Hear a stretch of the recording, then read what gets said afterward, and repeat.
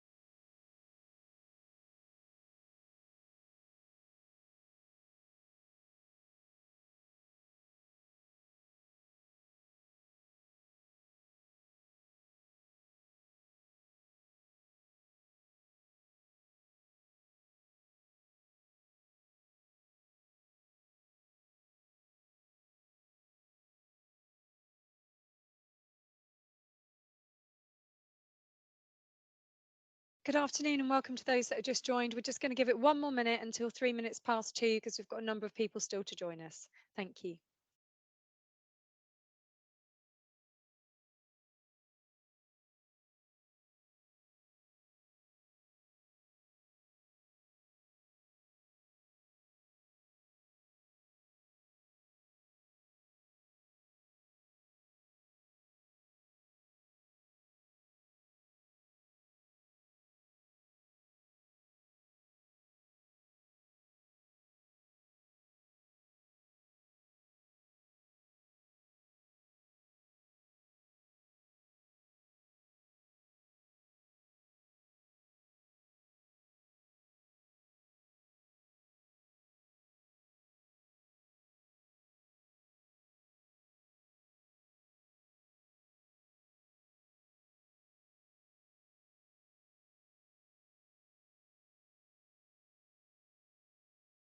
Okay, let's make a start. Good afternoon and welcome to the South Devon and Dartmoor Community Safety Partnership overview session.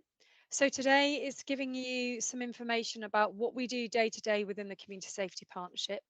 So my name is Becca Hewitt and I'm the Community Safety and Safeguarding Manager at Teignbridge Council, and I'm also the current chair of the South Devon and Dartmoor Community Safety Partnership. The partnership covers Teignbridge, South Hams and West Devon. And I'm just going to do a bit of housekeeping, and then I'll go through what we're going to cover on today's session, and we will crack on with what we're going to cover. So you've probably noticed that the session is being recorded. So Claire, who you're going to meet in a moment, is recording the session. That will mean that a recording will be emailed out to you with the slides. So don't feel that you've got to record stuff down from the slides, because that will all be sent out to you in an email after the event because you've registered for the event.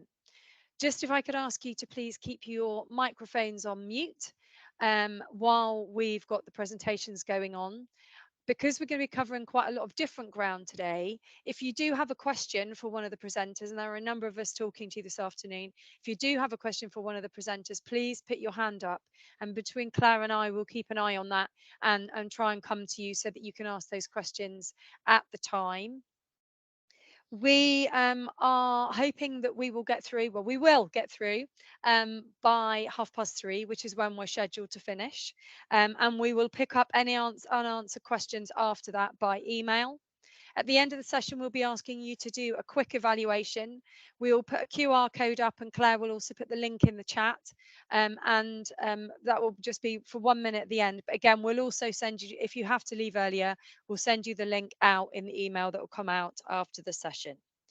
So what we're going to cover today, it's lovely to see some familiar names in the chat that have joined us today, but it's also lovely to see some people potentially new to the work of the Community Safety Partnership.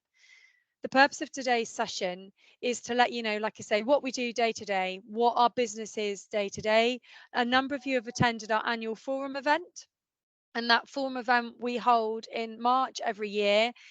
In that, we talk very much about the projects that we do and some of the successes that we want to talk about. Today is more around our day-to-day work and who's involved. We did in November last a year ago, we did a bit of a survey of people around their knowledge of the Community Safety Partnership, and people felt that this would be useful. So hopefully you're going to find today's session useful. So we're going to cover why we have a community safety partnership, who's involved, what we do day to day, and who the team are, how we set our priorities and what our priorities are. Then I'm going to talk through some case study examples, like I say, of some of the day-to-day work. And then we're going to finish up with Claire telling you a little bit around how you can get involved in the partnership and learn more about what we're doing each day. So if you could go on to the next slide, please, Claire. So why do we have a community safety partnership? Well, we have something called the Crime and Disorder Act, which set the context for us as councils and police and fire service and probation and health to work together to address crime and disorder within our communities, and to do so in partnership. Now, as you can see on your screen, I won't read it all out to you, but we have to work together to look at those complex community safety issues. And government agrees that we need to do that by working in partnership. That partnership is made up of statutory and voluntary organisations that sit around the table, or known as cooperating bodies in the legislation.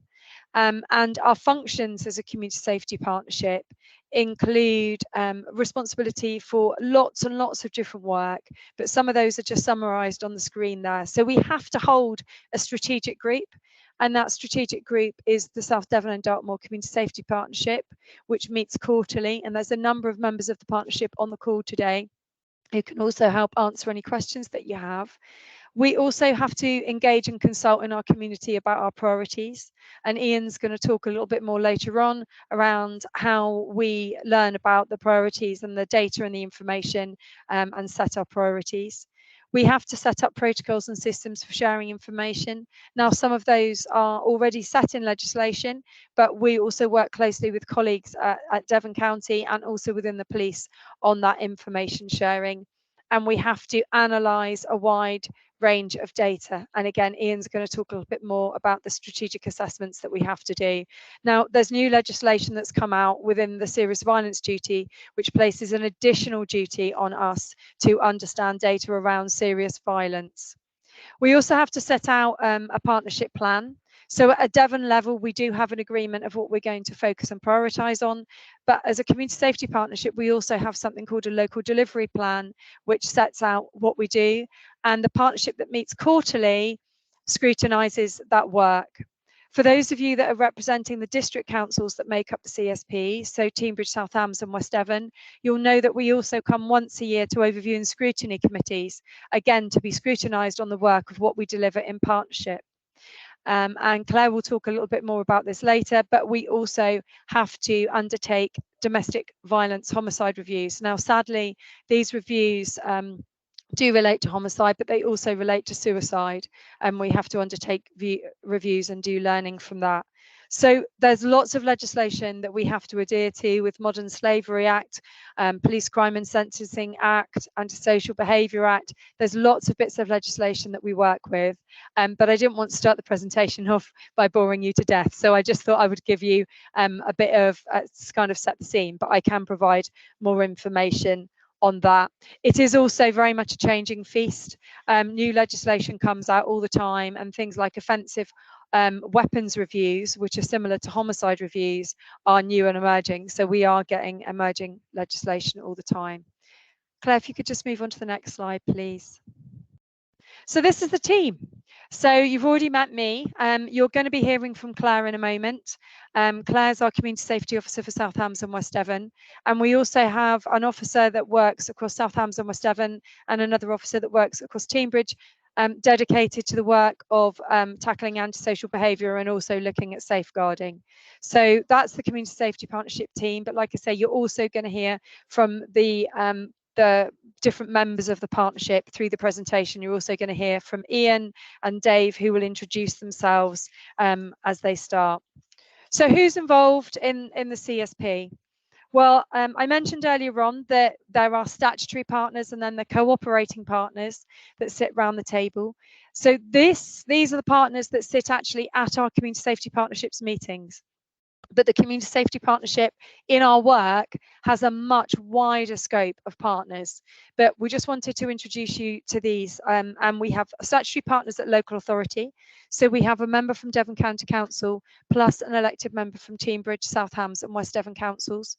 We also have representatives from the police. And Chief Inspector Dave Hammond, like I say, is on the call and he'll be talking to you today from the police's perspective. We have representations from the fire service, probation and health as statutory partners, but you'll also see there that we have representatives of housing providers with teen housing. We also have Council of Voluntary Service and Fearless, whose apologies, they have just renamed themselves Fear Free, which is the commission service for Devon County Council in relation to domestic abuse. Operationally, we work really closely with organisations and we work with Dartmoor National Park and also health. We also operationally work with organisations such as Y Smart, which is the commission service in relation to drug and alcohol for young people, Together Drug and Alcohol, child and adolescent mental health services. The list is absolutely endless.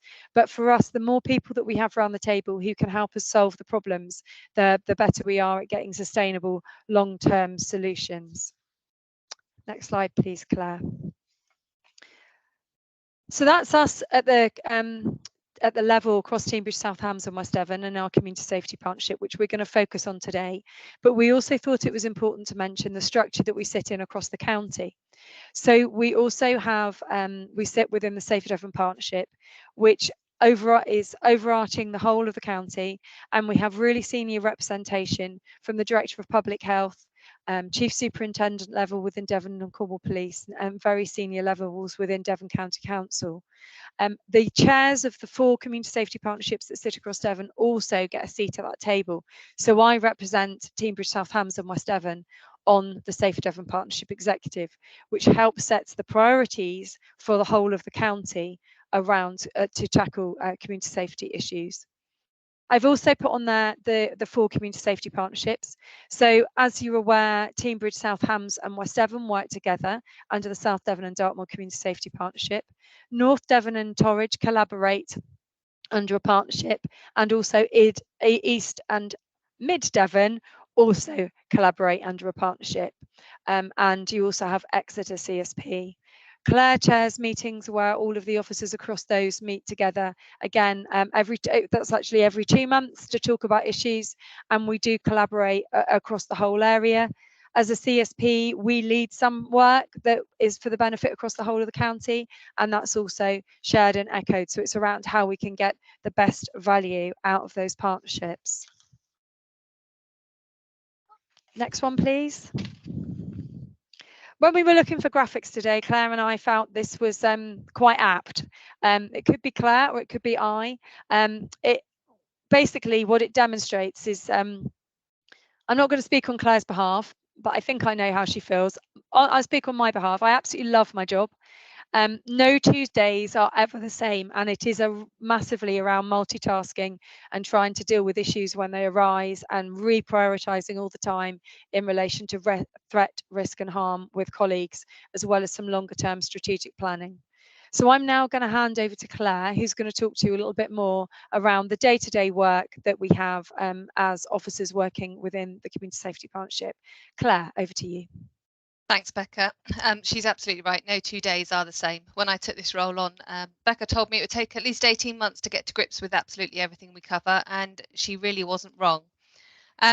So, as Becca's already mentioned, the vast array of partners that we work with, we've got daily communication with many of them in order to try and solve the emerging issues within our communities, so that we can get in at the earliest opportunity to try and prevent any antisocial behaviour or crime and disorder. We take part in a number of wider partnership teams, including meetings like TIMS, which is a fortnightly tactical intervention meeting held by the police in each of our districts, where we discuss those issues that are at most risk in our communities, and we work together to see what we can do about those. We also attend meetings across Devon, such as the Devon Domestic Abuse Board, the Devon-wide Healthy Schools meetings, anti-slavery partnerships, and the list goes on. What's really important in all of these meetings is that we're sharing knowledge across the districts, we're raising awareness of issues, and we're also raising awareness of the help and support that is out there for everybody, all of our community. So what does that mean on a daily basis? Well, we have regular meetings with our schools and our care homes. These are chaired by us as a CSP and supported by our police colleagues. It gives schools a chance to raise and share information with each other as well as with us. And it gives us the opportunity to help with interventions and support as and where we can. We chair the Sexual Violence and Domestic Violence and Abuse Forum along with our partners Fear Free, who are the Devon Domestic Abuse Charity. They work to support the victims of domestic abuse. The forum brings together partners to discuss any updates, any new projects that are ongoing, or new support options that are available. For example, at the last meeting, we invited Refuge for Pets to come along to share information about what they offer, because we've had information and we know that many domestic abuse victims stay where they are because they can't get temporary accommodation that allows them to take their pets with them. Refuge for Pets offers a fostering option. So it gives everybody awareness that these options are out there for these people. Each year we run our annual forum that showcases the work that we've carried out during the year. It's been running for 15 years now. Now it's held online. Anyone who's interested in attending is more than welcome. And at the end of this presentation today, we'll give you details of how you can stay in touch and be aware of those meetings. You can see there are a number of different meetings that we're part of and the wide range of issues that we cover. For those who don't know, the Prevent Partnership, that works to protect people and communities from violent extremism. And Channel is a voluntary, confidential early intervention programme that supports individuals who may be at risk of being drawn into terrorism. And we sit on that panel and work with those other agencies to try and intervene as early as we possibly can. Unless there's anything else that Becca wants to add, I will be passing over to Chief Inspector Dave Hammond. Over to you, Dave. Thanks, Claire. Hopefully everyone can hear me because I've taken my headphones set off. Can someone just put a thumbs up to say you can? Brilliant. We can hear you, Dave. I mean, Becca and Claire really sort of said it all in terms of the work that the CSP gets involved with and how they work with the police. We wouldn't be able to do our job now if we didn't have that engagement with the CSP. So from a neighbourhood perspective, which is the area of work that I work in, we have contact every day, I would say, with either Becca, Claire, John or Gary in terms of addressing behaviours. And Becca asked me to sort of speak about a few examples. So I'll try and talk you through some actual sort of examples of where we've worked and where it's been really effective in addressing some of the problems we have in our communities. The first thing I'm going to talk about, which Becca will be slightly frustrated by, is a project called Turning Corners, and she'll be frustrated by it because it was really successful, but it was funded by the PCC, and we did pull funding on that halfway through the project, not because it wasn't successful, but because we had to prioritise the funds elsewhere. But Turning Corners really sort of came out of a gang problem that we had in Newton Abbot a few years ago, where there was a varying range of ages of young men and boys involved in antisocial behaviour that then escalated to some significant violence. And there was a significant amount of exploitation from older members, and that developed into a product called Turning Corners, which had 3 strands really, and Turning Corners 2 really developed those strands. And they were a parent support group, because what we found was a lot of the young people were in fairly complex home situations, but they also had maybe parents who were really struggling to address the behaviours and the influence of peers on them. We had outreach and prevention, which in Turning Corners 2 was done by a charity called Space, and that was basically engaging with young people before it became a significant problem. We had also Moving Up Together, where you take children who are identified in the last years of primary school as potentially having some issues moving into senior school, and putting in support for those. So for us, Turning Corners was really successful. We worked with the board. We would identify areas where we maybe had antisocial behaviour developing, and sometimes antisocial behaviour with young people.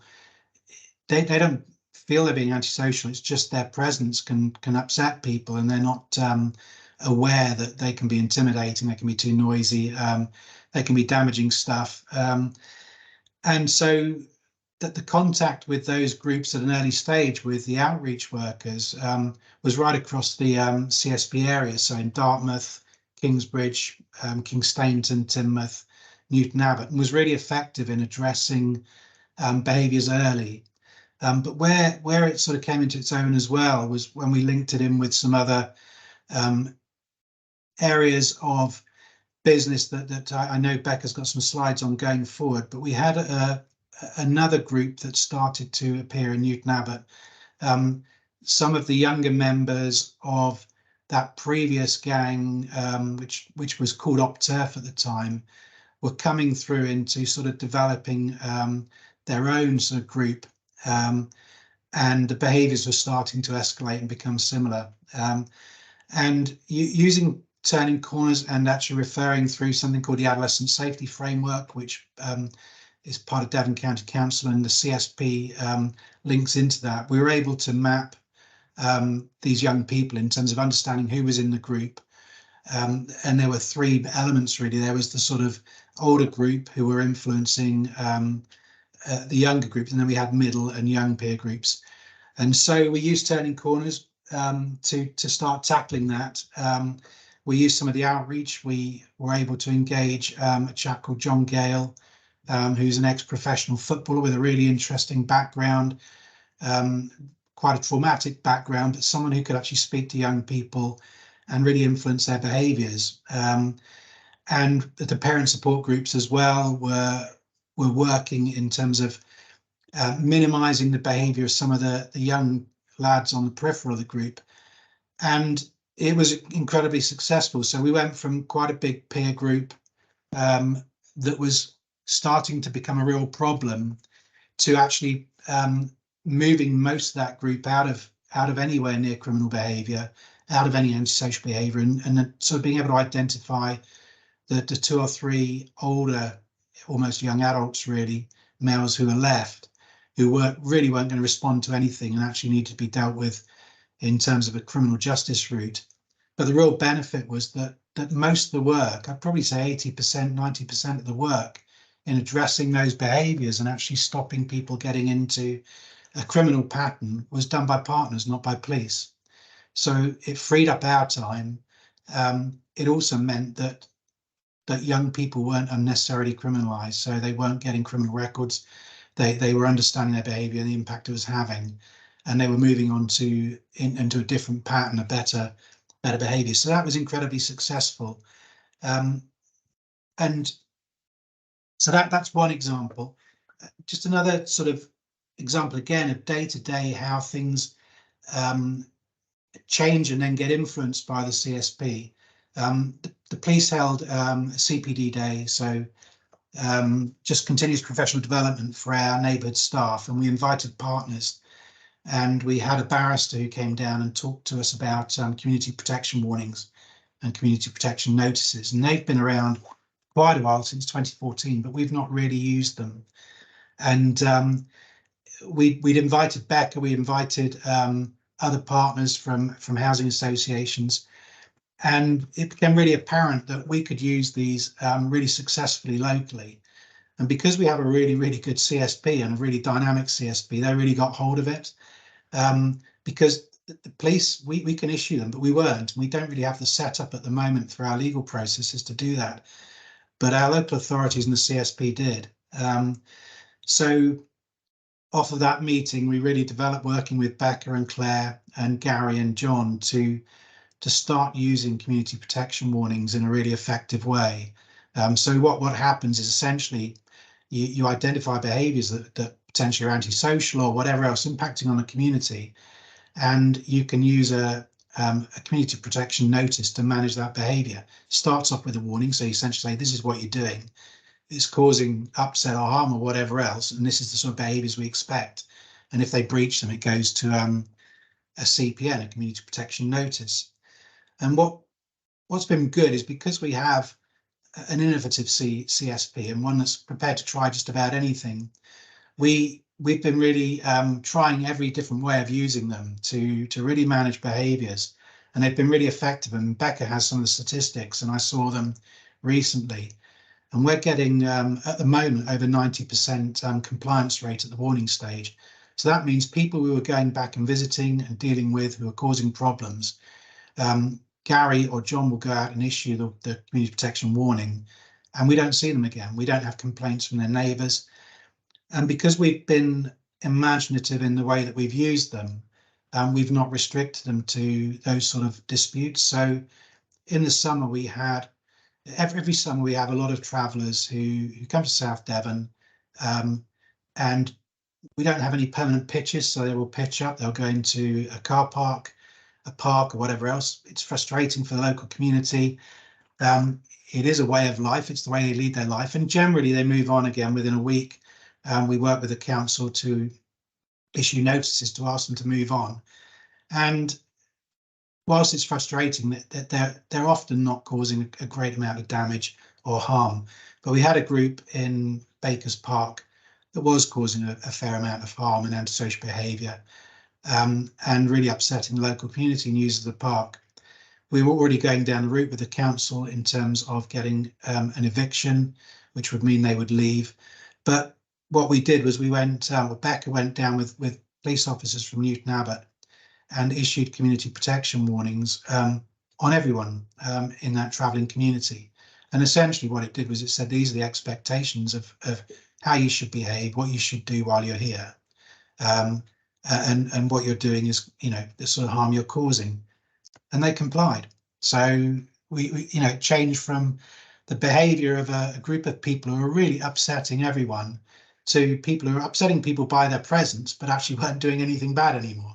So really effective. So that's been something that is continuing to develop. We're looking at all sorts of different ways of using it. We couldn't do it without the CSP. It saves a huge amount of police time. It deals with a major priority, which is antisocial behaviour, and is absolutely effective, and it's cost effective as well. So in terms of good value for the public, it is a good way of addressing those behaviours. So those are two significant examples. There's loads of other stuff. Just looking at the previous slide, the day-to-day work, talking about licensing meetings, Becca and Gary have been out in Newton Abbot and Teignmouth in the past on our, what we call ENT, our evening and nighttime economy weekends, working with officers, again, pubs against drugs, talking to licensees and DPSs, and really being effective in getting the support of our licensed premises in working to tackle drugs in the community. As Claire said, they attend our tactical intervention meetings, our TIMS meetings, where we identify our priorities as a neighbourhood team, and they support us in dealing with those, and an absolute key partner in doing that. So I can't say enough good things about CSP actually locally. I think we're very fortunate because I think if you're coming here as a local politician or a community member, we've got one of the best CSPs around. It's certainly the best CSP I've ever worked with, and they're incredibly effective at keeping our community safe. So I think that's probably me saying enough. So I'm happy to take any questions if there's time, or if I'm moved on, I'm happy to be moved on. So I'll pass it back to Becca. They're really happy. If anybody's got any questions, please put your hand up and ask any questions to Dave. I can see a physical hand up from Ed, is it? Go for it.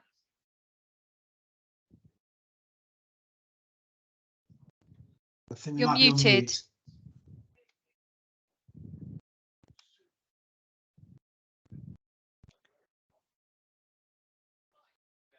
So is it Ed we're looking for a question from? Yeah.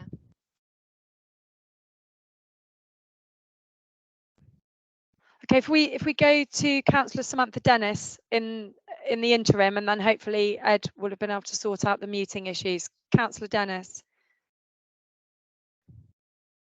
Hi, it might not be a question for this point of the meeting, so feel free to park it and come back to it. But No, it's fine. just I appreciate all the work that you're saying goes on, and it's great. I think what I'm confused about and what I don't think there's much awareness of is the right reporting channel for antisocial behaviour.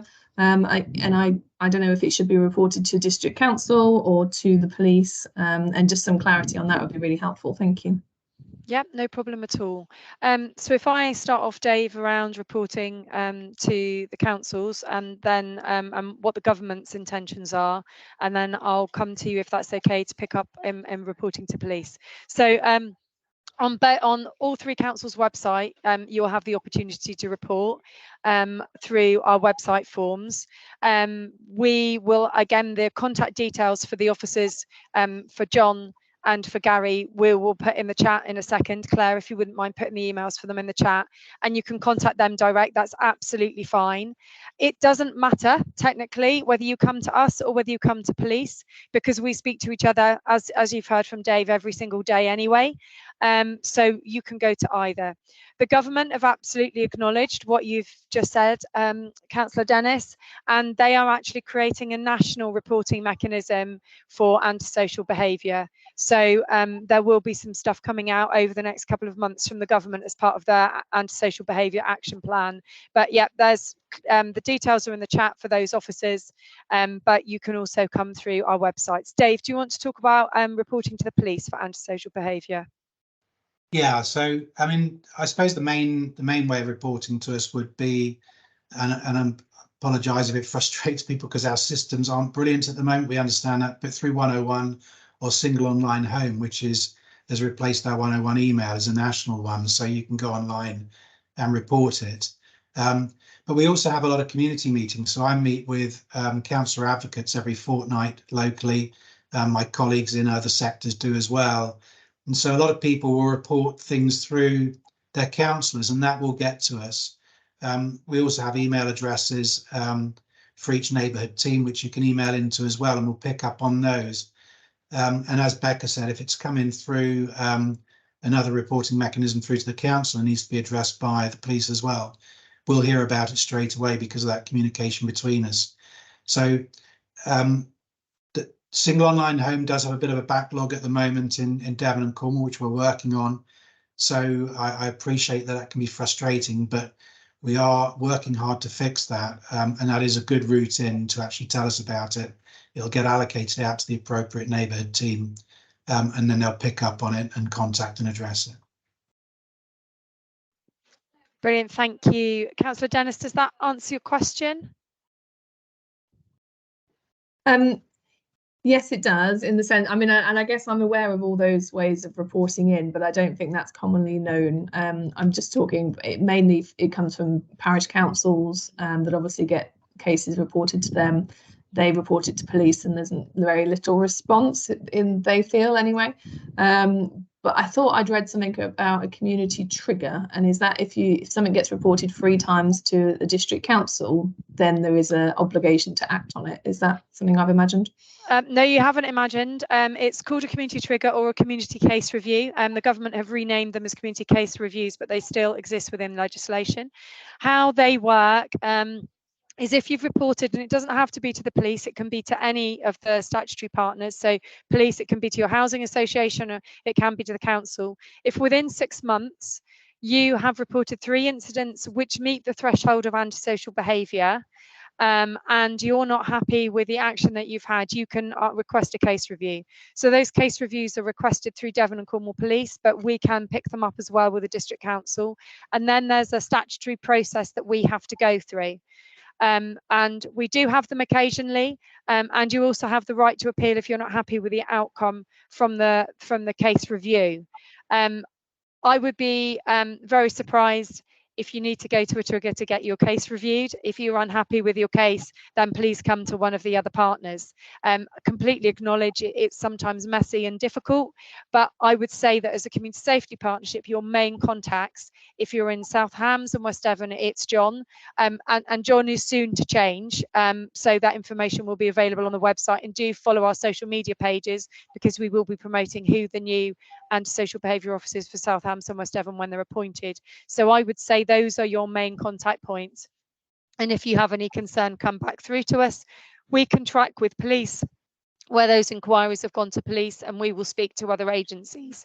We do also ask people's permission to speak to the police. Sometimes people want to talk about antisocial behaviour but don't actually want it shared with police. So we can still do that. Okay, thank you. Can I come?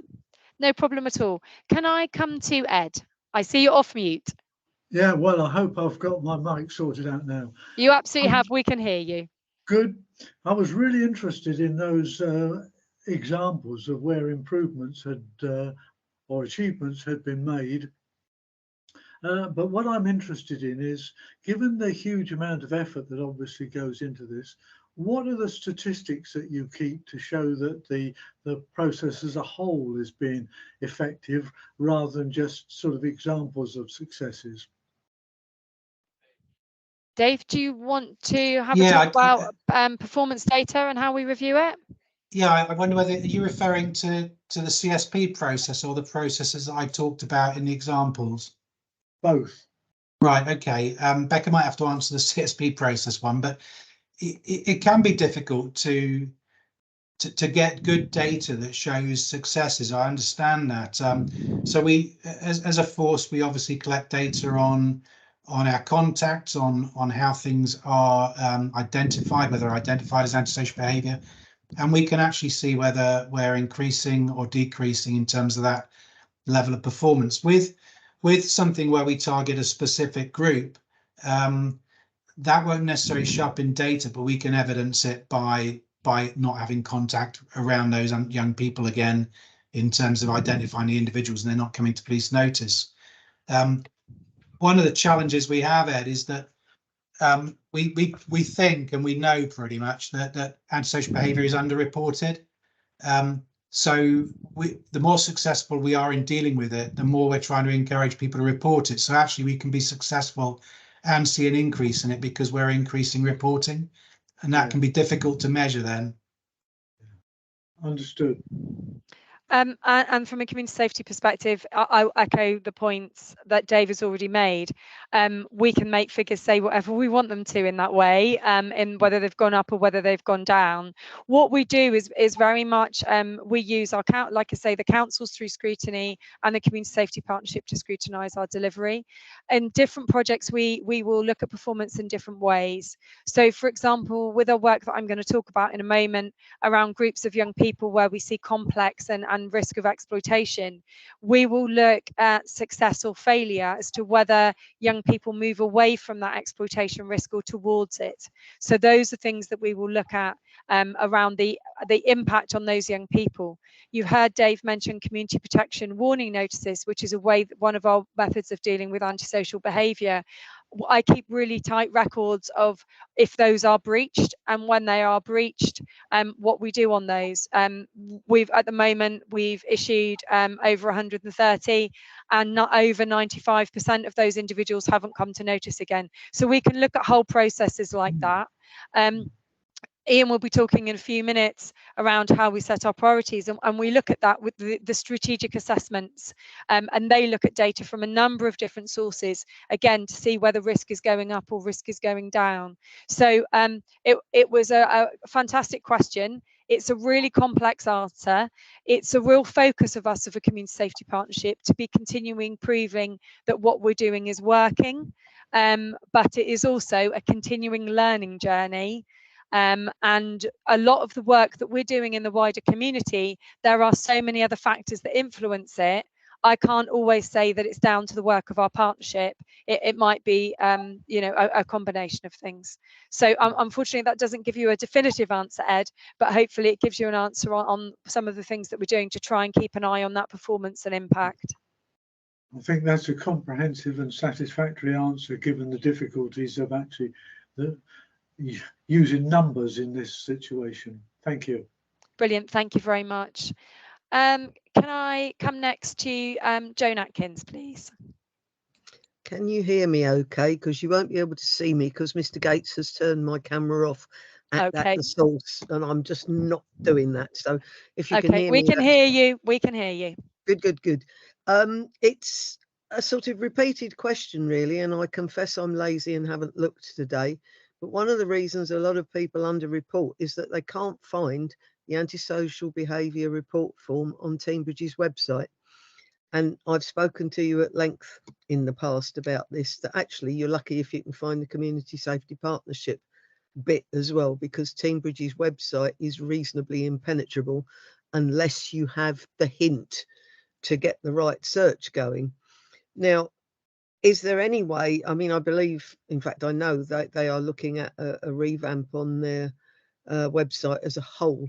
Can you not just get somebody to stick a line of programming in somewhere on your Community Safety Partnership bit that says, if you wish to report antisocial behaviour, click here? Because the form is on the section called Community and People. And who'd look there? They want to look for something more specific than that. And it's not easy to find. And if people are anything like me, you think, oh, I can't be doing with this. I mean, I've tried to find it, and you know, then you're gone and you've lost that report. Is there any way there's something in the interim can be done before the whole thing is revamped, maybe? Yeah, absolutely, and completely get your points. If you go to Teambridge Council's website and put report ASB, you will go direct to the form. I've just put the link in the chat, but it will go directly there if you just put in the words report ASB. I absolutely get that it needs to be easier to find if you don't use a search engine and go through, so we are looking at that. We just done on Antisocial Behaviour Week, we did a massive social media campaign linking people into our ASB forms. And we're using social media to help us review that. Also to say that it is on my workload to review the CSP pages. Our CSP page is actually held on the Safe Devon Partnership. So it's on Devon County Council's website, so we just need to put the links in place. So absolutely hear what you're saying, and that is in hand, but the link is in the in the chat, and like I say, if you just put report ASB into Teambridge's website, you will find it. That's brilliant. Thank you so much. Just jump in quickly as well, just for Joan, we have a terrible website sometimes at work in Devon and Cornwall Police, our SharePoint site. When you search on it, you just don't get what you want. So we tend to go onto Google and just search what we want and then put Devon and Cornwall Police. And I just searched report ASB Teambridge in Google and it took me straight to the site. I find it's just much easier to go through Google and put the reference of the area you want, and it quite often takes you through all the difficulties of searching through a website that's been created and takes you to the right page. So we do that a lot in the police on our own internal websites because it works better. So thanks for that. It's the same with the HATOC, the highways and traffic orders. To try and find that on Devon's website, you'll be there forever, or even a link from Teambridge. But if you go into Google, you're straight there in seconds. So yes, well reminded. Thank you ever so much. Brilliant, thank you. Can I now come to Emma? Yes, hi, thanks very much. Hopefully you can hear me. I work for Citizens Advice, so I've joined this as a guest today. It's really interesting to hear all of your, you know, all the points that have been raised so far. But obviously we deal with a lot of clients who approach the service, and as you can imagine, antisocial behaviour is quite, you know, is a thing out there. It is quite, you know, people do not know where to go and navigate. Now, I've just done a little test on South Ham's website. It's taken me to the antisocial behaviour, and I just typed in antisocial behaviour, reporting antisocial behaviour, and the link's broken on the form. So just to be aware that while you're checking, Teambridge, South Hams is not working either. So and so I mean, obviously that's frustrating for people that, you know, who are trying to access and report. They will give up. So I don't know if you'll necessarily get the full picture that way. So it's really important. And if we're telling that as a service, people to, you know, go onto the web, report it to your council, report it to the police. Obviously, you know, there's already delays with the new email system. 101 is a long way, and then obviously now the website's not working. So something needs to happen, I think, really quickly. Okay, brilliant. Thank you. Claire and I will also take an action to re-promote the booking, the links on our social media sites, and we'll have a look at that. So we'll pick up an action on that one. So thank you very much. I understand, I can't see all the cameras, but I understand Councillor Dredge, would you like to ask a question? It's not a question, it's a comment on working in partnership. We had an ASB problem in Ivybridge, and to get round it, we formed an ASB committee, a Policing Matters Committee, local inspector Charblow, supported by his officers, people from the local school, youth leaders, councillors, and town clerk. So a compact committee of about 10. We have listened to the police, we've put into action their suggestions, and it has been successful. And the Commissioner has actually taken quite an interest in this committee because it is a good example of, at a low level, partnership working and working successfully. It's being wound down at the moment because the antisocial behaviour has gone away, which is very, very good. But I guess that should it come back again, then the committee will be resurrected. So I'm just raising it as an example of practical partnership working with the police and other agencies to a successful outcome. Thank you so much for raising that, Councillor Dredge, and it's actually one of my examples of good practice in a moment. So I was going to be raising it in a moment. So thank you very much for doing so. I think it's a perfect example of that problem solving at a very local level, and everybody taking ownership of some of the challenges and everybody giving their view. So thank you very much for raising that.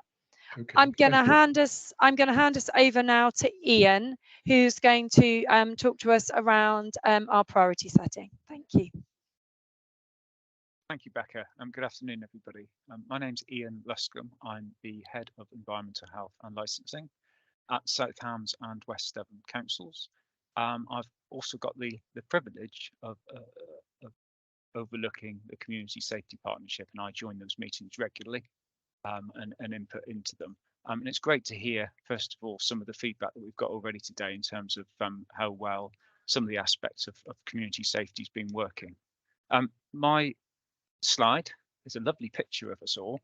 We've aged a little since then, I think, but to talk to you about how you might input into the work of the Community Safety Partnership, either as a resident or as an elected member, because what we do in the partnership is meet on an annual basis in March, and we consider things like strategic assessments, which is data from the police both nationally and regionally. We consider other information from other partners around community safety issues, and we sit down and we think, okay, what's got to be the priority for this coming year? And once we've decided on those priorities as a collective, we then go about forming a work plan which details the actions that we'll be taking. So that process, what we'd like to do is to make sure we're involving local elected members. Each council, Teignbridge, South Hams and West Devon, has a nominated member who comes and sits on those meetings. In South Hams, it's Councillor De Winter, it's Councillor Ewings in West Devon, and Councillor Goodman Bradbury in Teignbridge. And I think what we are encouraging other elected members to do, or residents, is to speak to your local elected member and then have the opportunity to have dialogue with one of the members that I mentioned before that meeting, so that they can input in any concerns, any thoughts, any areas where you think ought to be highlighted. So we're really rounded in the sense that we're gathering that local data, but also looking at that higher level sort of police national data as well to inform the choices that we make. Can I go on to the next slide, please? The next slide, which I called a Trivial Pursuit cheese earlier, I'm not sure if that was right or wrong, that talks about some of the current priorities of the Community Safety Partnership. And I'm not going to go into all of them. I know Becca's going to speak in a little while about examples which touch on the majority. The Safer Devon website is available, and if you go onto the Safer Devon website, it does explain some context and background about each of those areas. And I did ask Claire to pop that in the chat so that we can click on that and have a look, rather than me explaining it all. The only cheese I will explain is the wider and emerging issues cheese, which gives us that scope, that opportunity in the plan to have a bit of time to pause and to think about anything which is emerging and needs immediate attention within that year. So it's a little bit of a gap, if you like, gives us the opportunity to be reactive to things which might suddenly emerge and need our attention. And it's also given us the opportunity, in terms of the wider issues, to think about our profile as a community safety partnership. Now, I've known for many years how good the community safety partnership is and what excellent work that it does. What we're really bad at is telling people about that. So I think, you know, the forum that we're having today gives us that opportunity to explain to a wider audience what we do and how you might want to get involved in that. But we've also identified that we need to be better in sort of talking about our successes and improve our communications and making sure that people know how effective, you know, we have been, and also taking on the points of, in terms of that, being able to get feedback from the public to make sure things like, you know, our websites are better and that people can report things better to us as well. And thank you for the people pointing out today their concerns in terms of getting in touch with us, because that's really valuable feedback which we need to act upon. Thank you. I'll pass back to Rebecca. Brilliant, thank you, Ian. So back to me to talk through in a bit more detail a couple of examples. So Claire, if you could go on to the next slide. It's been mentioned a couple of times already, but the Adolescent Safety Framework is something that sits, it's a framework that sits within Devon County Council that they own, but it's a real partnership framework. And it's a pioneering approach that looks at the risk outside the family home. So it looks at risks relating to exploitation and you know, risky locations and those sorts of concerns that happen outside of the family. Now, the context of that could be the local town. The context of that could be a peer group. It could be associations for a group of young people. It could be a very specific location, like, for example, one property where young people are gathering. So the clues in the title is around adolescents. It's not around young children and it's not around adults. But through that process, we do also look at adults that link in to that group of people, young people, and put them at risk. So where we think that there's really clear organizational exploitation, then we have something called a complex strategy meeting, or we can talk about it in a peer group conference. But that's lots and lots of words for basically saying, when we have a problem in our community that involves young people and exploitation risk, and gang risk, we have a framework that helps us work through how to problem solve that and how to bring all the partners together to problem solve that. Now, community safety partnerships are key networks in bringing those people together and trying to get outcomes from that. Ed asked us the really good question earlier on around how do we know with what we're doing is working, and that's the review that we have at the end of each of the adolescent safety frameworks. Now, we've had a number of these across our community safety partnership area. I was in a meeting about one geographic area this morning. I'm going straight from this into a meeting to map associations of young people in another this afternoon, and I've got another area to be discussed tomorrow.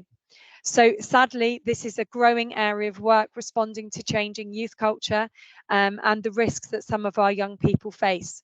We work really closely, obviously, with the police on this, but also with social care, also with education, also with health, and with the other partners that we need to try and reduce the risks that our young people face and stop them being pulled deeper into exploitation, such as county lines, dangerous drugs networks, and those sorts of things. So it's all about problem solving. It's all around making our community safer. Now, when we look at neighbourhoods and when we look at specific locations where we're not discussing detailed individuals of young people, we will bring in wider partners. So we've done them, and I can think of 3 towns that we've chaired them in relation to, and we will bring in local councillors, ward members, town council, as well as community groups and organisations in those localities. And and I'm going to talk about another specific example of that in a moment. Obviously, I won't be mentioning the specific town because I'm talking about some of the problems, and I don't want to affect all of your tourism issues. But you know, we do work across the adolescent safety framework. I'm part of a review group that's looking at this across the county at the moment, making sure that we can do everything we can to improve this. But this is a really key element of our work where we're coming together to effectively safeguard young people.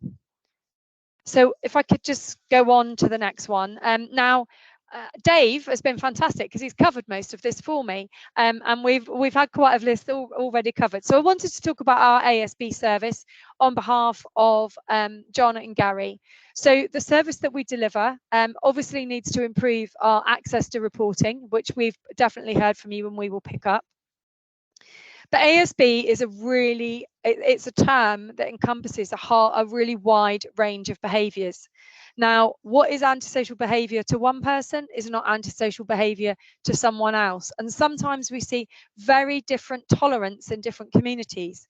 But the importance is, if it's having a detrimental impact in somebody's quality of life, then it's something that we might need to look at.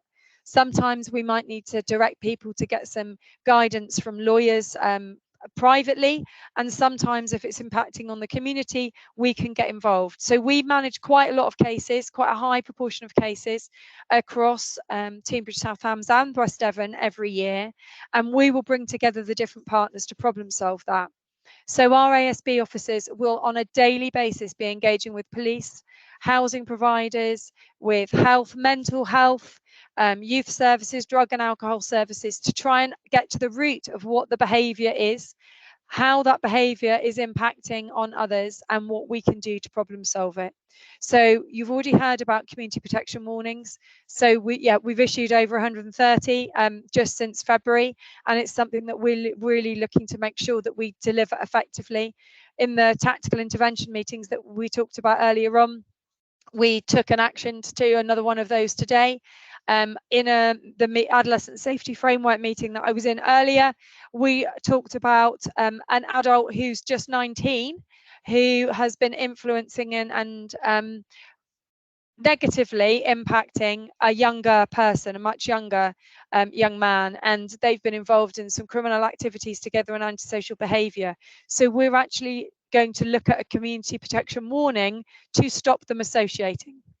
So we can place that on the adult and stop him associating with a young person. So as Dave's already mentioned, we can use them really widely. And I could talk to you for an hour and a half on those. If any of you happen to be counsellor advocates, I am doing a presentation at the November counsellor advocate scheme for the Police Crime Commissioner on a lot more detail on the work of the community protection warnings and the work that we do on antisocial behaviour across our community safety partnership. We work really, really closely with neighbourhood policing teams and housing associations, and the case reviews are on there that we spoke about earlier on, those community triggers as they're known, but the ASB case reviews that we work on as well.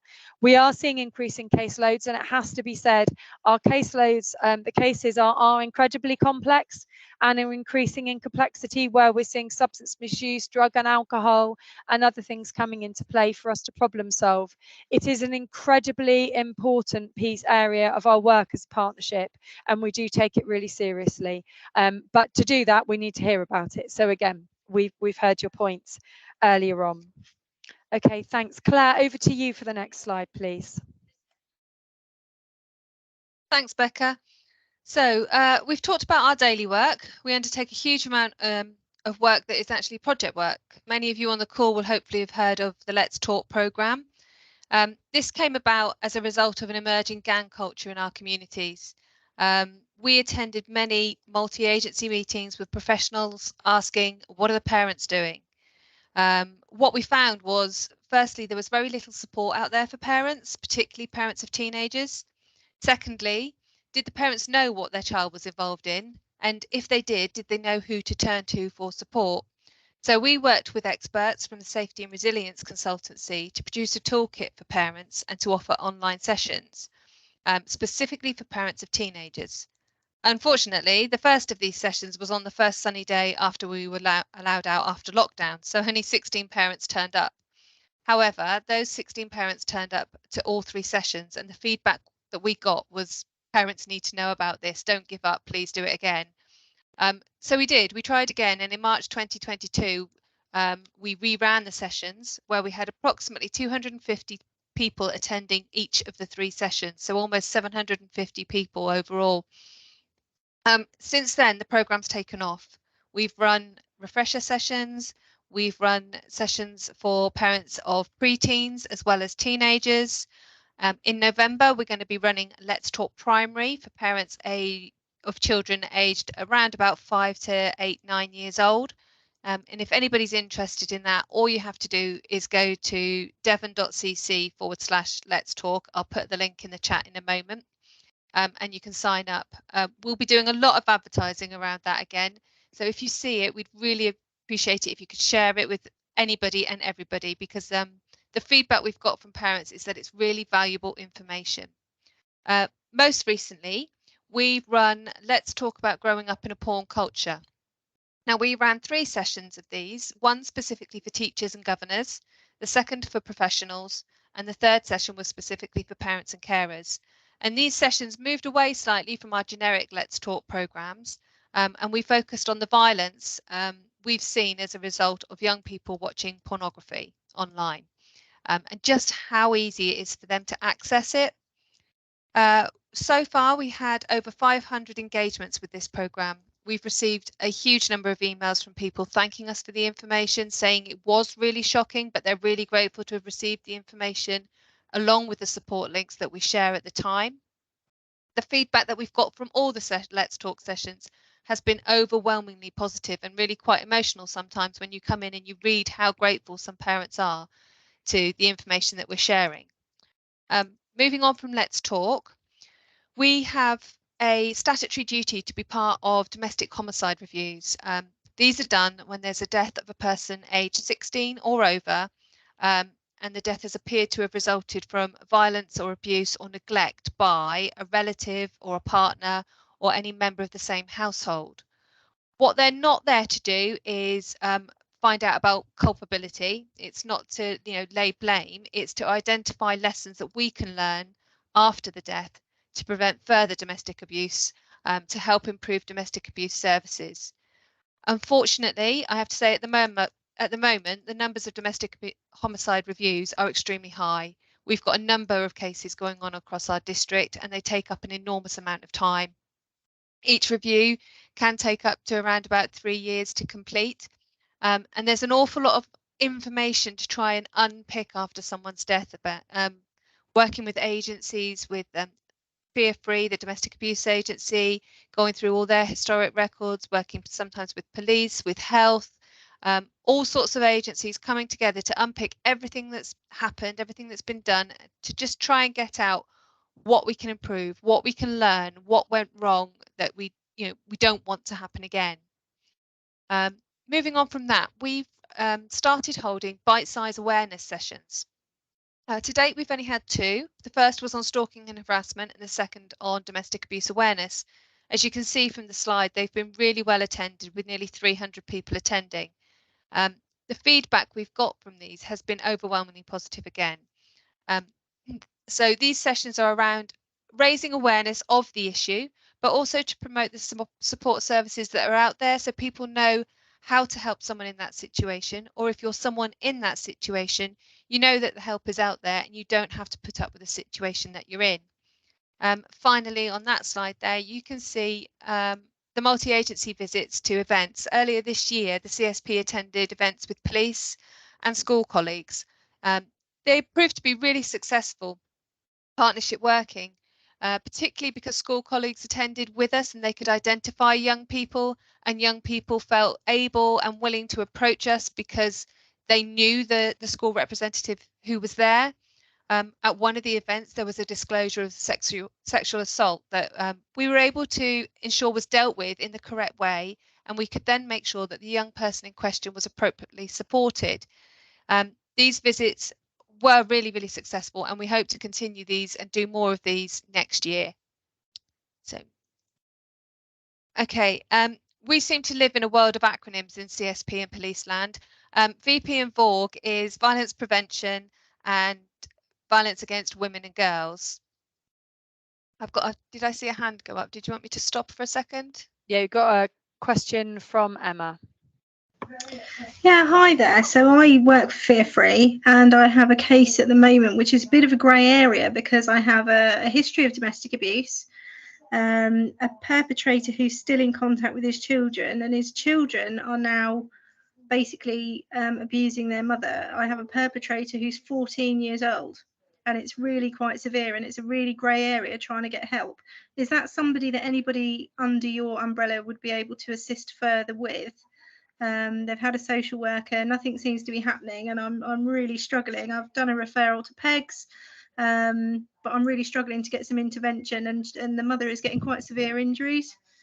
Yep, certainly. You've got hopefully our contact details. You've put this through Claire. We'll make sure our contact details are in the chat. If you make contact, we'll speak with you outside of the meeting. But yeah, we can have a chat with you, definitely. Thank you very much. No problem. Okay, thanks for that, Emma. Well, I'll speak to you outside of the meeting. So VP and VORG is violence prevention and violence against women and girls. This is a priority for us and our police colleagues. So we created a subgroup to include a number of partners so we could produce a delivery plan ensuring the work that we do will have an impact on this. The subgroup's been really successful in gaining and sharing data, ensuring that we all work together just towards the same aim. I've already mentioned some of the things on the list you can see here on the screen, but to pick up on a couple of things, we brought in alter ego creative solutions to show their performance of unacceptable into a number of our schools. The performance aims to raise awareness around sexism and sexist behaviours. I was lucky enough to attend one of the schools and watch the performance, and it was a really powerful way of showing the impact of sexual harassment, stereotypes, and how attitudes and behaviours can really impact those around us. But what I found fascinating was that as the group came in, with any typical school group, they all come in laughing and joking, and they're sniggering during the first part of the performance and whispering to each other and having a bit of a giggle. And then all of a sudden, partway through, you see the penny drop and their expressions change and they become really, really engaged. And what was really clear to me, that the message had clearly got through to these young people loud and clear. At those events, we had two youth workers at the school for the young people to speak to afterwards if they wanted to or felt they needed to speak to anybody. The bystander approach, this teaches and promotes not to be a bystander. So when you see things that are not acceptable or shouldn't be happening, it shows how to intervene in a safe way. Now that might be by saying something, but it could also be by calling in someone else for help. We're currently working with Devon County Council on a project called Mentors in Violence Prevention. And this teaches peer-taught active bystander approach in our schools. This programme has been offered to all of our schools, although only one school in the district has taken up the offer. What we hope to do is that this school will be a pilot, and if it's successful, we'll aim to roll it out to other schools across the district. And then the Situational Couple Violence Project, that's being delivered by our partners at the SAFE Foundation. The aim of it is to help families where there is conflict in their relationship, but they want to remain together. The pilot is now known as Working Together to Stay Together, and it's running across South Devon. So now I will be passing back to Becca, unless there's any more questions, for the UK Prosperity Fund. You're on mute, Becca. That's okay. I was just responding to something in the chat, which I've now responded to. So, yep, happy. The UK Prosperity Fund is some funding that different councils were provided with through the government's Levelling Up Fund. Each council had a certain amount of money allocated to spend over 2 years, and there were a number of things it could be spent on. Most councils focused on the economic development opportunities within the fund, but for Teignbridge District Council, we got the opportunity to look at, if we had an element of that funding as a community safety partnership, how would we utilise that and what were our priorities? So you've heard Claire talk about violence prevention and violence against women and girls, which is a priority of the Community Safety Partnership because of the data we have telling us that that's a priority. And we were successful in getting $250,000 of that allocated over the 2 years of the fund for Teambridge to the CSP for our work. So we're looking at 2 projects within that, tackling violence by building resilience in our community. So what does that mean? First of all, we want young people at the heart of our communities. We want young people in our town centres. So we've got a real focus on Newton Abbot and Teignmouth and working with groups of young people around where they feel safe, where they don't feel safe and why they don't feel safe, so that we can try and change some of that. And some of those changes have already taken place, where one of our public toilets, a group of girls told us that they felt uncomfortable using those toilets because they felt that men were taking photographs under the toilet doors. We've been able to get that fixed straight away and panels put onto the bottom of the doors to extend the doors so that those young women feel safe. Now, sometimes that will be because that might have happened a long time ago and that's now a story that everybody associates with that location, or it could be that it's been happening and hasn't been reported. But whatever, it's impacting on their lives, so it's important that we do that. The other part of the project is all around building resilience in those young women. But then we don't cover that. So that project is all around hearing the voices of young people, young women and young boys, because this isn't around making young men out to be the villains. This is around how we can solve the problems that are impacting on a community as a whole community, with boys as part of the solution as well. And all of these projects are being delivered with Young Devon and Space, which are 2 charities that work across the whole of the county with young people. And it's also helping to fund the Let's Talk programme, which Claire's talked about. We have governance through the Community Safety Partnership. Dave on the call, who you've already heard from, sits on the board of that funding, and we're already getting some really good outcomes and learning from that programme, and we're also sharing that learning with others. So you'll hear more about that at our forum event if you'd like to join that in March, but it's all around getting a positive, strong community with a whole community response to the problem, not just putting the blame at one person's door. Now, the next 2 slides, and I am conscious of time because I do want to allow some time for questions, so I will whip through these a little bit. But I'm just going to pick out some examples that, as a community safety partnership, what the community said to us, what they said, what we've done about it, and what we think has changed as a result of that. So the top one of those has already been done for me by Councillor Dredge, so thank you very much. That was around one area in Ivybridge where there were real issues with large groups of antisocial behaviour and littering problems, and it was affecting businesses and it was affecting the wider community. So that multi-agency meeting, which Councillor Dredge has talked about, has really helped drive those changes, which has seen that reduction of ASB. And as Councillor Dredge has said, they're now able to stand that meeting down. I'm going to talk about some specific cases now as well, just to give you some insight in some of the specific casework we do. So one of the examples is a phone call that came to me from a housing team around a vulnerable female that was in a flat, and she was very concerned. The housing officers were very concerned about the people that she had in a flat with her, who shouldn't have been staying with her and didn't appear to be known to her.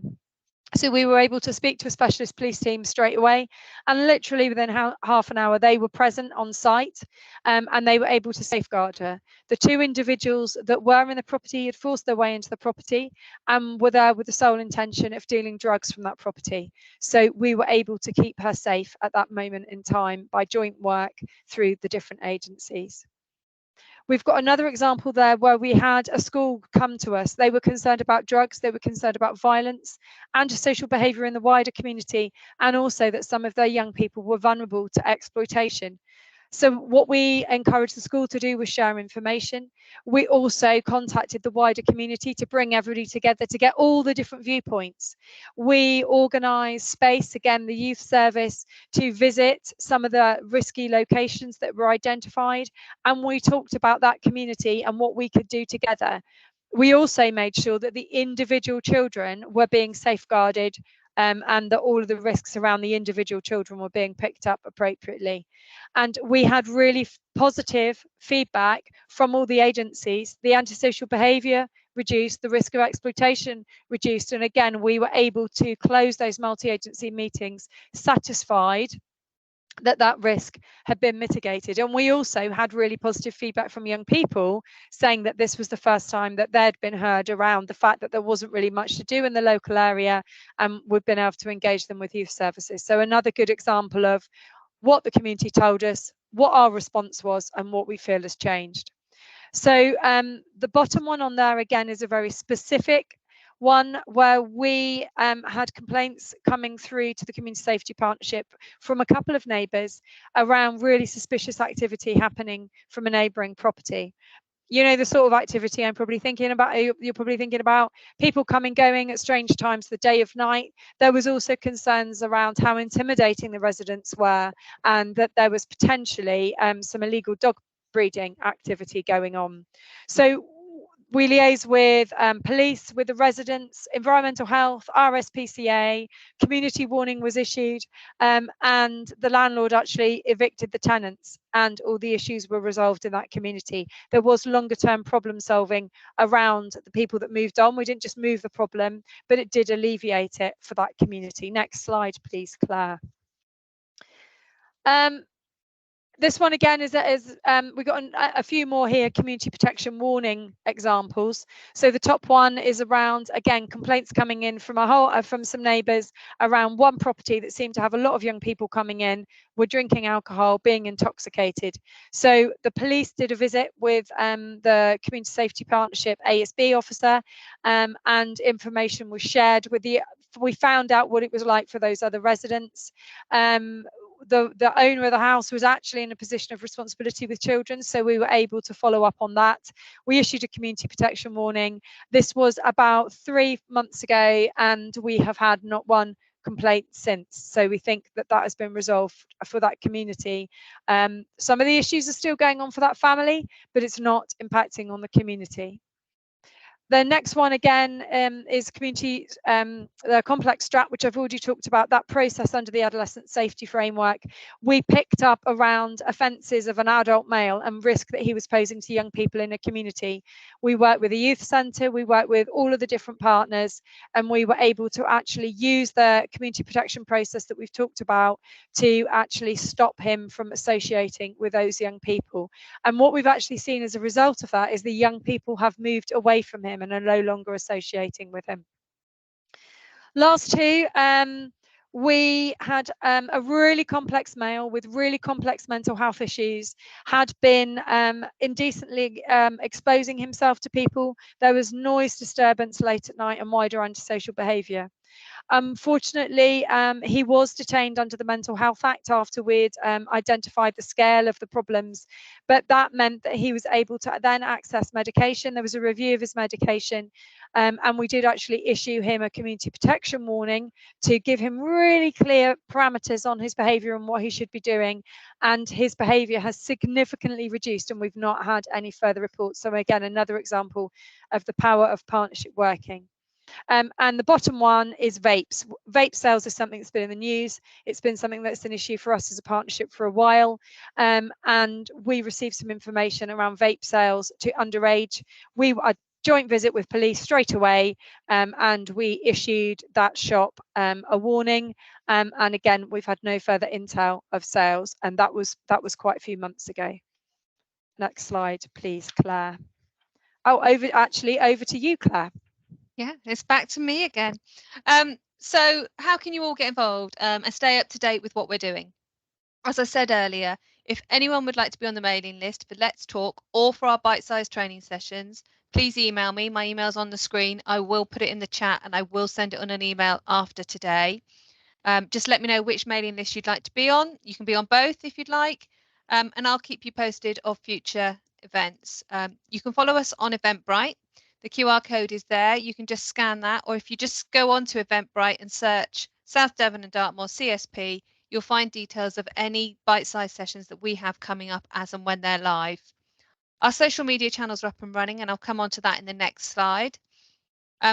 Very, very recently, we've set up a Let's Talk YouTube channel. You can subscribe there with the QR code. However, at the moment, there are not any public available videos on there at the moment. We're currently working with our consultants to produce Let's Talk Bitesize.